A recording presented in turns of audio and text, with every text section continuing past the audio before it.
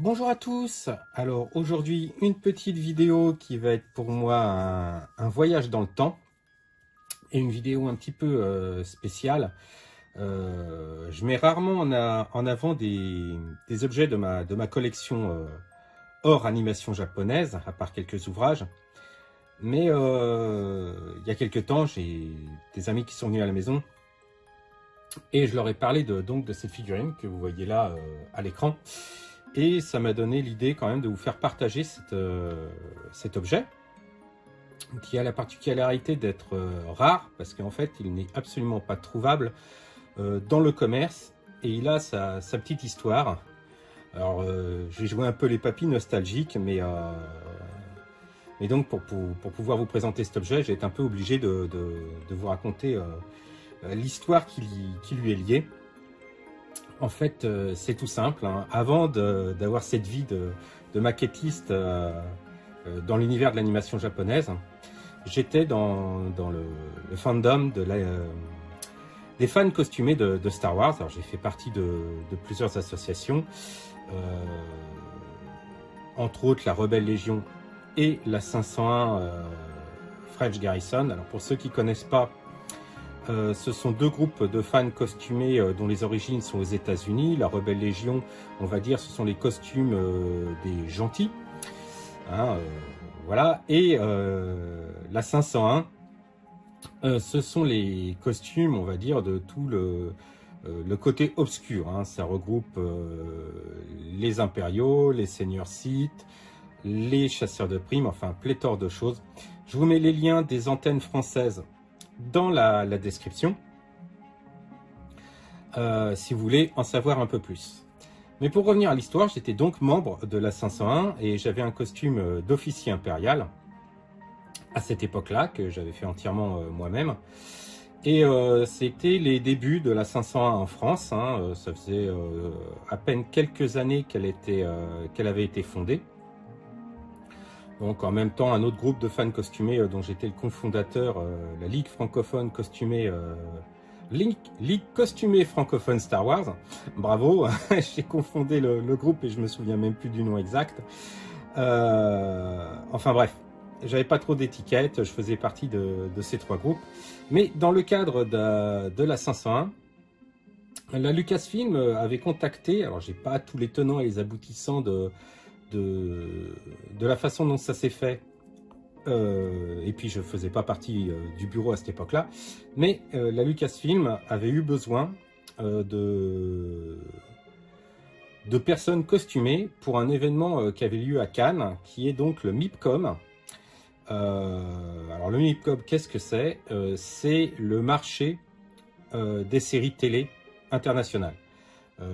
Tous les ans, les chaînes internationales se réunissent à Cannes et donc c'est là que les chaînes vont acheter, s'échanger les séries qui vont être diffusées à la télévision au niveau international. Et donc la Lucasfilm était présente. Je crois que cette année-là, il y avait eu plusieurs événements et parmi les événements en cours, il y avait eu les 10 premières minutes, je crois, de l'épisode 3 qui avait été diffusé en exclusivité à certains patrons de chaîne. Et ils allaient également lancer la série Clone Wars. Alors la première série animée, hein, je ne parle pas de la série en CGI qui a été fait par la suite, mais la première série animée, avec des épisodes très courts pour la première saison, puisque les épisodes faisaient 3 minutes. Et donc, en parallèle de ce MIPCOM, le soir, la Lucasfilm avait organisé une soirée à un château. Et donc, pour faire les photos, pour accompagner, pour mettre l'ambiance, ils avaient donc demandé à un certain nombre de fans costumés de la 501, donc essentiellement des Stormtroopers et 2 officiers impériaux, si ma mémoire est bonne, de venir donc faire les figurants au cours de cette soirée. Et donc tout ça se passait à Cannes, hein, j'en garde un très très bon souvenir. Et donc à l'issue de cette soirée, les invités, ainsi que les membres de la 501 qui avaient participé à cette soirée, on s'est vu remettre donc cette figurine souvenir, ainsi que d'autres petits cadeaux, je crois, une casquette et ce genre de choses. Donc, ce qui explique la rareté de l'objet, puisque, à ma connaissance, il n'y a que, en tout cas en France, les représentants de chaînes françaises qui étaient présents, et donc les membres de la 501 qui ont participé à cet événement, qui possèdent donc cette figurine. Et pour étayer ce que je vous raconte, donc avec la figurine, nous avait été donné le petit carton d'invitation. Hop, voilà. Donc le carton d'invitation qui avait été remis à chacun des invités, hein, parce qu'on ne rentrait pas comme ça, bien évidemment. Donc là, voilà, hein, vous voyez, donc Star Wars Television Summit. Donc je vais vous la faire en français, hein, le samedi 3 octobre 2004, de 18h30 à 22h. Donc le Palais des Festivals, au MIPCOM, à Cannes, en France. Donc il demande à ce que les gens arrivent à l'auditorium A, au 4e étage, donc à 6h. Il y aura donc différents événements et autres. Il présentait donc le projet de série télévisée Star Wars de l'époque, donc qui était un autre projet qui, je pense, n'a jamais abouti. Et derrière, il y avait donc un dîner et une soirée, alors dans un endroit secret tenu par les rebelles, qui suivra donc la présentation et un petit extrait, un screening à l'écran. En fait, c'était la projection des fameuses 10 premières minutes de l'épisode 3, donc un an avant sa sortie, hein. Et donc ensuite, ils expliquaient aux gens qu'ils allaient les emmener sur le site de la soirée, et on pourrait rentrer à partir de 21h. Donc il fallait confirmer avant le 15 septembre. Donc ici l'email, hein, vous voyez, lucasfilmtv@lucasfilm.com, et l'invitation n'est pas cédable, on ne peut pas la donner à quelqu'un d'autre. Avec le logo, donc, alors si je ne me trompe pas, 6, c'est le logo de la République, et non pas le logo impérial, si je ne me trompe pas. Je suis plus certain, non, ça doit être l'Empire. J'ai un gros doute, voilà. Et derrière, May the Force be with you, 2004, Lucasfilm, Limited and Trademark. Donc voilà, donc chacun est reparti avec cette petite invitation et donc cette statuette d'un Vador. Alors, il ne s'agit même pas, alors d'après ce que j'ai pu voir de différentes sources, malheureusement, j'ai pas pu retrouver l'article d'origine. Je sais que sur le site Mighty Box, à l'époque, en 2004, on leur avait prêté, quelqu'un leur avait prêté une de ces figurines pour qu'ils puissent écrire un article dessus, hein, puisque c'est un site qui était spécialisé dans les produits dérivés Star Wars. Et ils avaient donc, c'était donc des experts en la matière, et ils avaient donc un peu décortiqué cette figurine. Malheureusement, j'ai pas pu retrouver l'article d'origine. Mais ce que je m'en souviens, c'est que ce n'est pas une figurine, comme je disais, qui existe dans le commerce, parce qu'en fait, elle est assemblée de différentes figurines Vador. Je crois que le bras les bras et le torse sont issus d'une figurine, la cape d'une autre, et les jambes encore d'une troisième, hein, si la mémoire est bonne. Donc voilà, donc par elle-même, la figurine, elle n'est pas exceptionnelle, hein, encore une fois.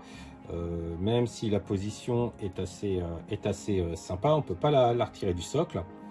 Elle est articulée, hein, c'est une figurine donc de la même taille que les figurines que l'on pouvait trouver dans le commerce. Vous pouvez constater que je l'ai dépoussiérée vite fait, parce qu'elle ne bouge pas souvent de ma vitrine. Mais elle est encore un peu grise, hein, va falloir que je la nettoie un peu mieux. Donc voilà pour cette présentation très rapide de cette pièce de collection. Alors je vais pas vous mentir, je suis un peu quand même fier de la posséder. C'est aussi de très bons souvenirs, puisque c'était la première sortie vraiment que je faisais à l'époque pour la Lucasfilm directement. J'ai eu l'occasion d'en faire quelques-unes au cours de ces quelques années où j'ai porté les costumes Star Wars. Ce sont de très bons souvenirs. Je vous en reparlerai peut-être dans une autre vidéo, mais j'ai pas vraiment d'objet à vous présenter lié à tout ça. On verra peut-être un jour. Si vous êtes intéressé, n'hésitez pas à le mettre dans la section commentaires. Ça me fera plaisir d'éventuellement vous partager ces merveilleux souvenirs. Et ça changera un petit peu de ce que je fais d'habitude. Voilà, c'était une vidéo très courte. Alors je vous cache pas, mois d'août oblige, j'ai pas beaucoup de temps pour tourner des vidéos. La prochaine sera un peu plus longue et sur un sujet un peu plus habituel de la chaîne. J'espère que ça vous a plu, hein, ce petit changement, cette vidéo faite très rapidement sur le pouce. N'hésitez pas à mettre dans vos commentaires si vous voulez plus de descriptifs d'objets liés à Star Wars. Je possède quelques pièces, alors qui sont pas uniques, hein, rien d'aussi rare que celle-là, mais il y a quelques pièces que moi j'aime bien, qui sont pourtant connues, hein. J'ai des bustes Gentle Giant, quelques pièces Atticus et deux trois pièces aussi bien sympas. Si vous souhaitez voir des vidéos sur ce sujet-là, n'hésitez pas à me le demander dans la section commentaires. Abonnez-vous si vous voulez voir les vidéos à venir. Ça sera avec plaisir. Et sur ce, je vous souhaite bonne continuation, bonne rentrée, parce que je pense que quand cette vidéo sera publiée, la rentrée sera plus très loin. Donc bon courage à tous, et je vous dis à très bientôt. Ciao!